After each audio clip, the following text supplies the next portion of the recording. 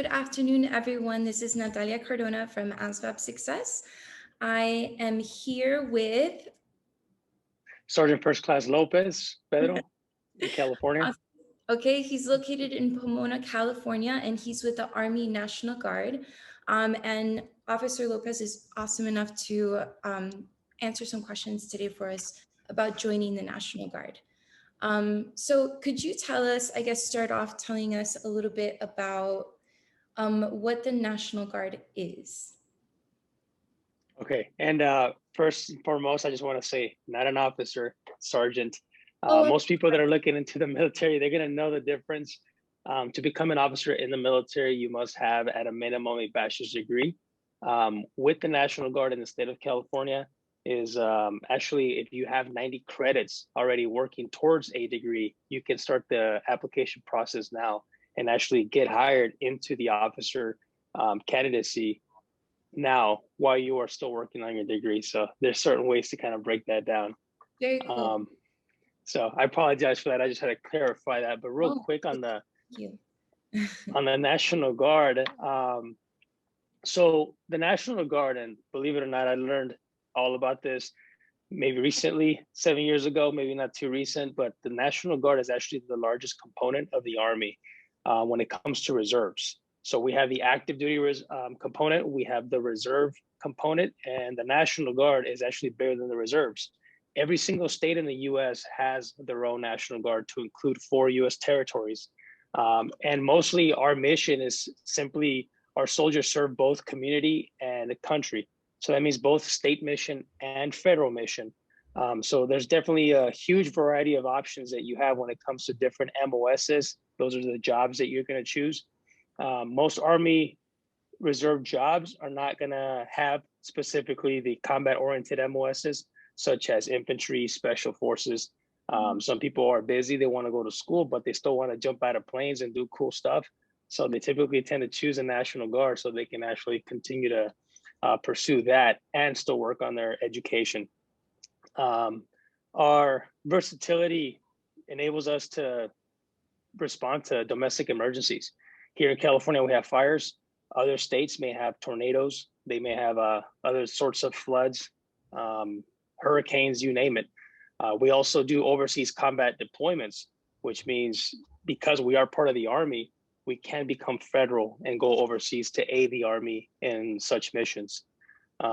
We also have state-oriented missions.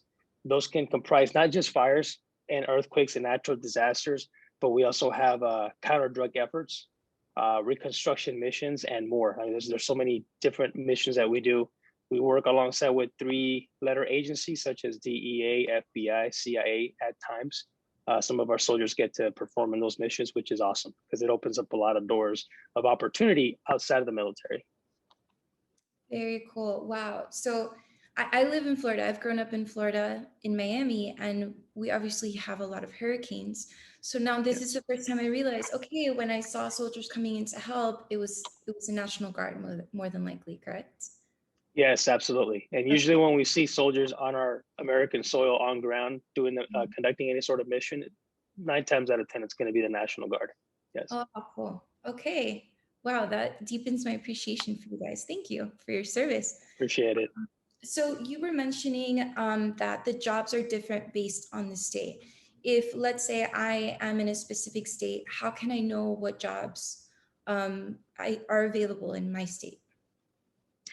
So the nice thing that in our website actually getting a lot better, I've noticed, because recently I visited Arizona, and just going into nationalguard.com, 9 times out of 10, it'll ask you if you're allowed to share your location. And if you select yes, it'll actually tailor the National Guard page to your respective state.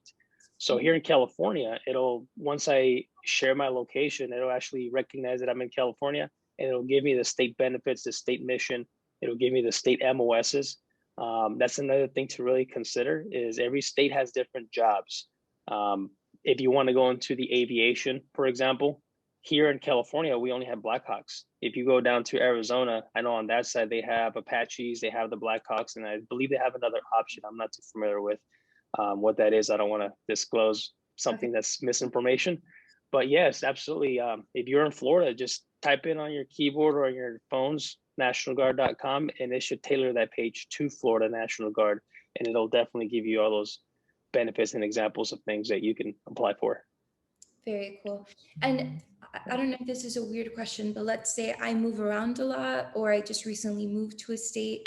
What are the requirements in terms of being in that state and being able to be in the National Guard? Do I have to live in that state for a certain amount of time, or could I just have recently relocated there?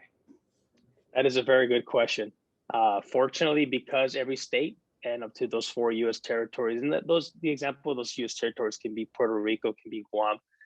We have Virgin Islands as well that have a U.S. National Guard. But if you are to relocate because of school or work, you can always request what's called an interstate transfer, IST. So you go from Florida National Guard and say you want to come to California, you're just going to transfer from the Florida National Guard to the California National Guard and continue on with your contract. So we have different contracts that can vary. You can choose to come in for 3 years and check it out, or you can come in and choose to do the 6 years and get a full term on the reserve side. And the difference makes, the options make a difference in what terms of benefits and incentives you actually receive per your contract, not just short-term or long-term benefits as well. And I can talk about those if you'd like to know. Yes. Before you do, I have a quick question. What do you mean a full term in reserve? What is that referring to? So that's one of the benefits with the VA. What I mean by full term, or there's a minimum amount of time that you can serve in the reserves that'll open up the opportunities that the VA has to offer. For example, a huge option is the VA home loan, which a lot of people eventually, we all want to get our house, the nice picket fence, right? But when you're ready to do that and you want to take advantage of this VA home loan, you have to serve at a minimum 6 years in the reserves or with the National Guard. We are a reserve component. That's mainly what we're comprised of, is a reserve component. So yeah, 6 years reserves or 3 years active duty will afford that benefit to you to be able to use to your advantage. Gotcha. So that's when like the long-term benefits kick in, or maybe not all of them, but the benefits kind of start to kick in, right? Okay. Absolutely, yes. And GI Bill is another one that's a very popular one for going to school, and you'll have to do 6 years to be able to use that GI Bill. So in the National Guard, you do qualify to be able to get the GI Bill, pay for your school and things like that. Okay, awesome. Absolutely. It's a part-time job for full-time benefits, as we like to break it down. Okay, very cool. So you were gonna elaborate a little bit on some of the what was it, the MOs or the programs you mentioned earlier. Right. So as far as the jobs, the MOS is the military occupational specialty. It's just the short version, we call it MOS. But yes, essentially that's the job that you're going to choose. So yes, as I was saying, every state has their own different ones. When you enlist into the military, everyone in every branch, and please discuss this with your recruiters to clarify, but every branch will enlist you for a minimum service obligation of 8 years. And essentially what that means, if you just said you're going to do 3 years, you're going to do 3 years of actually coming in 1 week in a month with us, 2 weeks in the summer. And after those 3 years are done, you're going to technically be on, I like to call it the bench seat. You're just going to be benched on the side. You're going to have 5 years remaining of anytime anything happens. If we need to recall our soldiers or we have a mission that requires more people to attend to, then you may be recalled during these 5 years. So you're just pretty much on standby for the reserves now. You're not getting paid while you're waiting. You're not obligated to wear the uniform. But the only thing that you should continue to do, obviously, is stay in good physical shape and just be ready and fit in your uniform, because if we call you, we need to make sure that you can take care of business. And that's the minimum requirement for that. If you did the 6 years, then you'd only have 2 years on the bench before you can continue to move on and do what you set yourself up for, and not ever have to be recalled or worry about getting drafted for the military, as we all sometimes fear. Gotcha. Okay. And if I want to do a longer time, can I do that? Or is it like in 3-year increments, or how does that work? I don't know. That's a very, If you can do like a full military career, is that the same with the National Guard? absolutely, yes. And a lot of our soldiers do.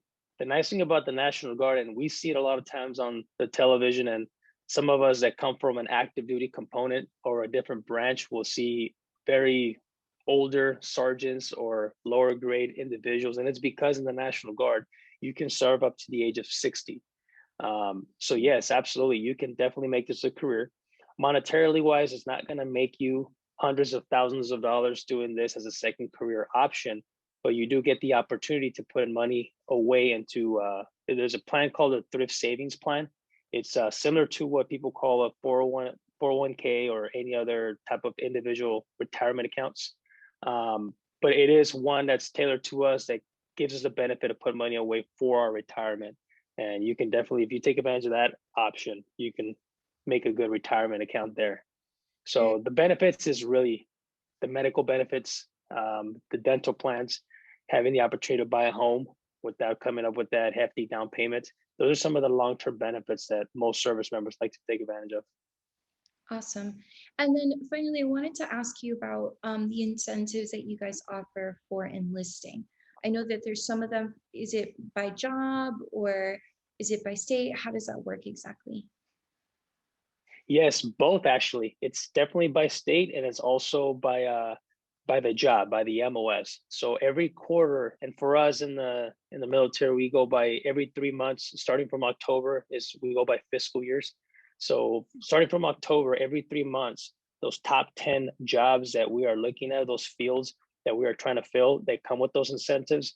They may vary. From our first quarter this year alone, for we call this the FY21. So from October to January, we just recently changed our list to different jobs, and sometimes it might be one or two jobs that might change. But yes, there is a top 10 list. So I highly recommend you either jump on the website. I've seen the top 10 list on the website, or maybe get with the local recruiter and ask, hey, what are the top 10 MOSs?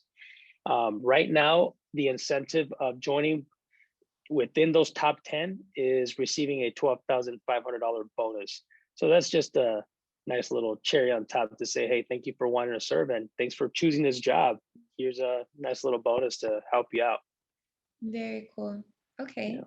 And then what about ASVAB requirements, like score wise? What does someone have to score on the ASVAB to be able to get in?